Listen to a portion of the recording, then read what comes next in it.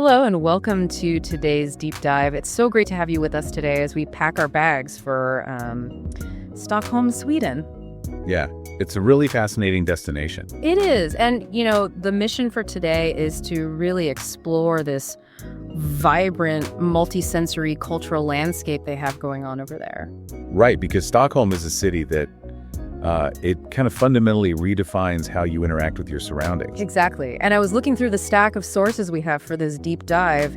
We've got everything from the proceedings of the 2023 Stockholm Gastronomy Conference. Which is incredibly dense, but so interesting. Oh, absolutely fascinating. And we also have all these travel guides looking at Stockholm's subways, their nightlife, and the historic sites. Yeah, it paints a very unexpected picture, I think. It really does. It hit me that, you don't just visit Stockholm to look at history through a pane of glass. Like, it's not just a postcard. Yeah, definitely. It's more like a 4D movie. You don't just look at it. You taste the science, you hear the culture, and as we'll see later, you literally sweat it out in a sauna. Which makes perfect sense because Stockholm constantly plays with your senses.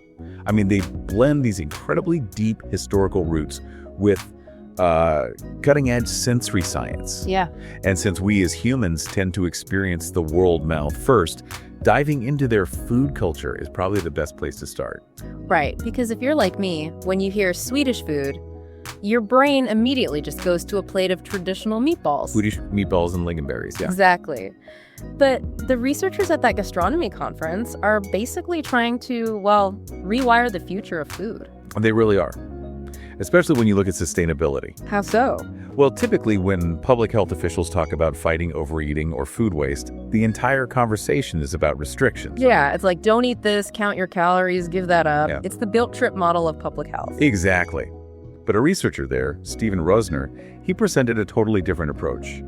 He argues that food reformulation, stripping out the fat and sugar to make things healthier, it often backfires. Because it tastes worse. Right. Consumers either get suspicious of the altered taste or they fall for the health halo effect. Oh, like, this cookie is low fat, so I can eat 6 of them. Precisely. So Rosner's solution is to fight overeating through the deliberate engineering of pleasure. Wait, so the key to getting people to eat less is making the food taste better. Yeah. That feels like a trap. It sounds totally counterintuitive, I know, Huh. but it's based on how our sensory perception actually works. Sensory pleasure peaks during the first few bites. Okay. Your overall enjoyment is determined by the average bite, not the sheer volume of food.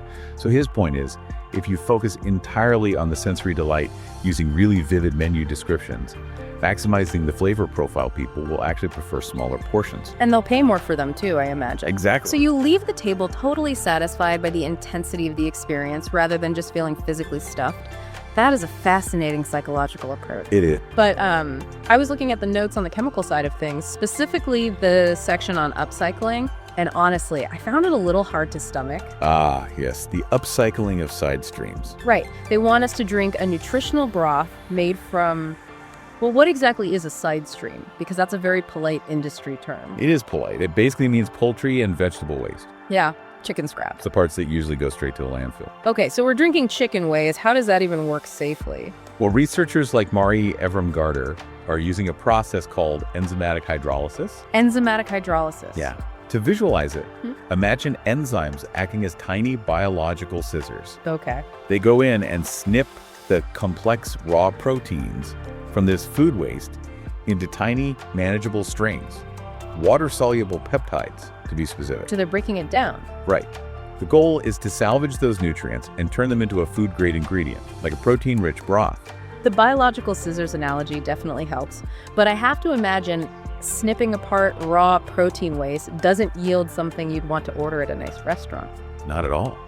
When you break proteins down that aggressively, the resulting liquid is overwhelmingly bitter. I bet. It triggers this deep evolutionary rejection response on your tongue. So how do you convince someone to drink bitter, pre-digested chicken waste? You have to fundamentally manipulate the taste at a microscopic level. They use advanced filtration to strip out fats and salts, but the real trick is introducing mild masking agents and binders. Masking agents. Yeah, they essentially create a physical barrier. Think of your taste buds as locks. These masking agents wrap around the bitter molecules so they can't physically fit into the keyhole on your tongue. Wow. They sneak the nutrition past your sensory defenses without you ever tasting the bitterness. It's an incredible level of engineered deception. And what's interesting to me is that this extreme lab-driven manipulation sits in complete contrast to another major topic at that same conference. The natural wine movement. Yes. We're using intense science to hack a chicken broth, while natural wine producers are desperately trying to strip all the science away. The contrast is really striking. There was a paper by Josem Sundqvist and his team, and they interviewed natural wine producers across Europe. And they were just obsessed with purity. Singularly obsessed. They want their wine to be an unadulterated expression of the raw earth, zero chemical intervention. But the paper points out a massive cognitive dissonance there. Yes, because the very act of farming is inherently unnatural. Right. You are cultivating wild land, managing a specific crop, bottling it, and selling it in the commercial market. They're caught in this philosophical tug of war. Trying to capture something wild while running a business. And the sommeliers are the ones caught in the crossfire. Absolutely. Because they're handed this unstable, sometimes funky-tasting liquid that doesn't taste like a predictable commercial wine. So the sommelier has to act as a translator. Exactly. They perform this aesthetic craft, framing the sensory experience for the guest so that a cloudy wine suddenly makes sense as this beautiful expression of nature. Which proves just how much of our sense of taste relies on context and the stories we are told. Definitely. Which naturally brings us to what might be the most mind-bending research from the conference: sonic seasoning. Okay, let's unpack this. Because when I read this, it sounded like pure science fiction. This researcher, Johan Swan, claims that sound alone can alter our physical perception of flavor. What's fascinating here is that it's not science fiction. It's neurology. Really? Yeah.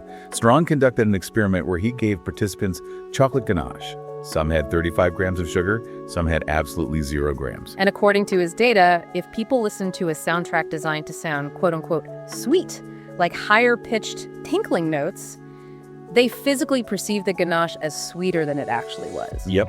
And if they listened to a lower frequency bitter soundtrack, it tasted more bitter. So, wait. Are you telling me I can put on a pair of headphones, play a salty song, and my brain gets Jedi mind tricked into thinking low-sodium bread is delicious? That is exactly what happens. I cannot believe that. In a second experiment, he played an auditory track categorized as salty to consumers eating bread. The listeners evaluated the bread as significantly saltier, even with reduced sodium. But how? My tongue is what tastes the salt, not my ears. Because your brain doesn't process sensory data in isolated silos, it cross-references everything. Oh, I see. It takes the auditory input, the visual context, the texture, the chemical signals from your tongue, and it mashes them all together. If you change the audio, the brain adjusts the final flavor profile it presents to your consciousness. That is wild. And the implications are massive for public health. About 30% of a typical Westerner's daily salt intake comes from mundane things like bread. Right. If we can manipulate flavor through sound, say playing specific ambient music in a grocery store bakery, we could globally reduce sodium intake without sacrificing flavor. We are literally hacking the human operating system. Yeah, we are. But as I kept reading through the sources, I realized this sensory manipulation isn't just for the dining table. Stockholm applies this exact same philosophy to the physical environment of the city. Oh, absolutely. They hack your external senses on your daily commute. Yes. The Stockholm Metro. When you think of a subway system, you usually picture something purely utilitarian, concrete, tiles, maybe some ads. Sure. But Stockholm turned its metro into what is widely considered the world's longest art exhibition. 110 kilometers of art. Across 90 different stations. And it's not just hanging a few paintings on a wall. It is an immersive psychological landscape. Take T Centralen, for example. It's the main hub where everyone transfers. It could easily be the most stressful place in the city. But the artist, Per Olof Ulfet, designed these massive, sweeping blue cave-like patterns across the exposed rock vaults of the ceiling. And that's deliberately designed to lower the heart rate, right? Exactly. To calm the minds of frantic commuters. Or look at the Kungsträdgården station. It sits directly beneath a famous park. The station itself is designed to feel like a subterranean archaeological dig. Yeah, because as you walk to your train, you are walking past the actual historical ruins of the old Michelin-star palace that used to stand above ground. And didn't the sources say they even cultivate a unique ecosystem down there? They do, complete with a specific type of cave spider that thrives in the station's artificial environment. So you're rushing to a Tuesday morning meeting, surrounded by palace ruins and cave spiders. That is so cool. But the one that really stood out to me was Solana Centrum. Ah, yes. This station is painted in a highly aggressive, incredibly bright red and green motif. It depicts a nearly kilometer-long spruce forest, but the sky above it is painted a heavy, looming blood red. It creates a very urgent, almost oppressive mood. Exactly. And it's not just an aesthetic choice. It's a political statement from the 1970s. Right, and to be clear, we're just reporting what the artist intended here, not taking a stance on the politics themselves. Oh, of course. The artwork was designed to visually communicate the urgency of rural depopulation and deforestation in Sweden at the time.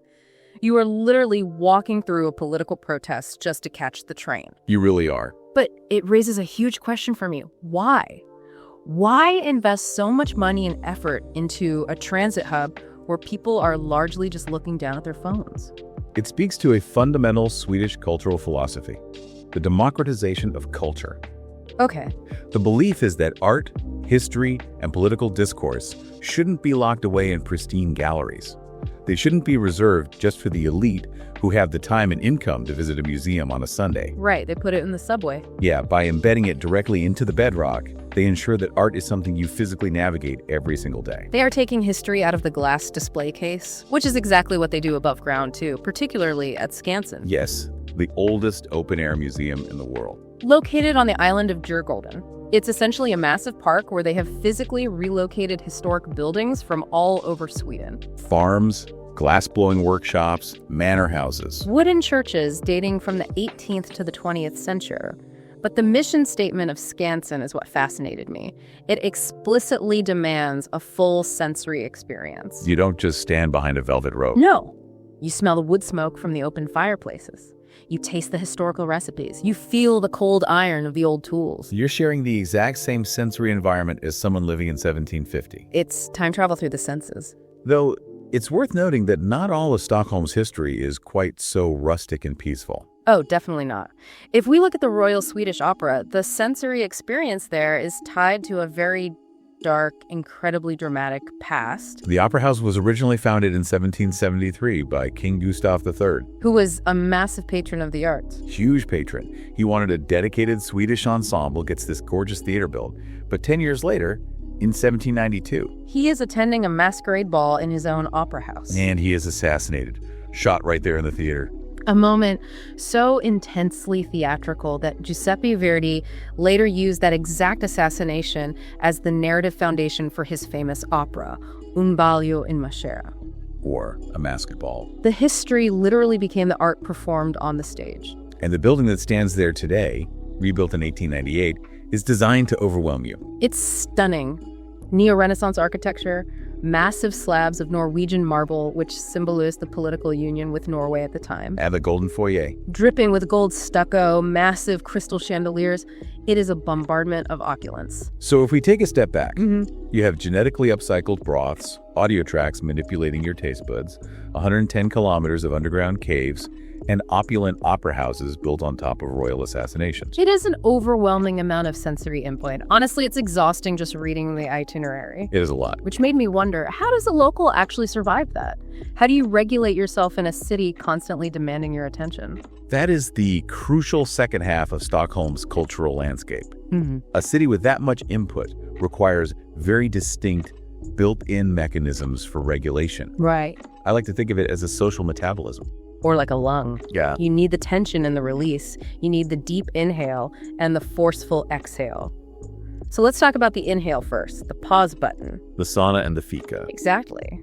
We mentioned the physical restoration of the sauna, places like Storbade, which is wild because you actually have to walk through a busy modern shopping center to find it. Or the stunning Art Nouveau architecture of Central Bidet. The routine there is very deliberate. Yeah, you endure the intense heat, maybe a traditional hammam ritual, and then plunge into freezing cold water. It's a harsh, full-body physiological reset. That demands complete mindfulness. Yeah. You cannot be thinking about your emails when you plunge into an ice bath. And then once your body is reset, you reset your social connections through fika. Which, if you just casually Google it, often translates as a coffee break. Which is the biggest understatement ever. Calling fika a coffee break is like calling the Skansen Open Air Museum a petting zoo. It completely misses the cultural weight. It is an institution. In many workplaces, it is a mandatory pause in the day. Right. You don't grab a paper cup of coffee and scurry back to your laptop. You stop. You sit down in a shared space. You connect with your colleagues or friends, and you share something sweet, like a cardamom bun.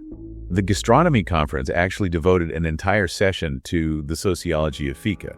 They compared its cultural importance to the Japanese tea ceremony. Wow. It flattens corporate hierarchies and forces a moment of shared hospitality. It's the ultimate communal anchor. But as I said with the lung metaphor, society can't just breathe in. It can't only rely on quiet restraint and mindful coffee breaks. No, it needs an exhale, a release valve. And if the sauna is the quiet inhale, Stockholm's nightlife is the visceral, chaotic exhale. It's the fast-forward button. The contrast in the club scene is staggering. It's not just one generic type of party. You have Tredgården, this massive outdoor club tucked underneath the concrete pillars of a massive highway bridge. Skanstolsbron. Yeah, it has this gritty underground playground vibe.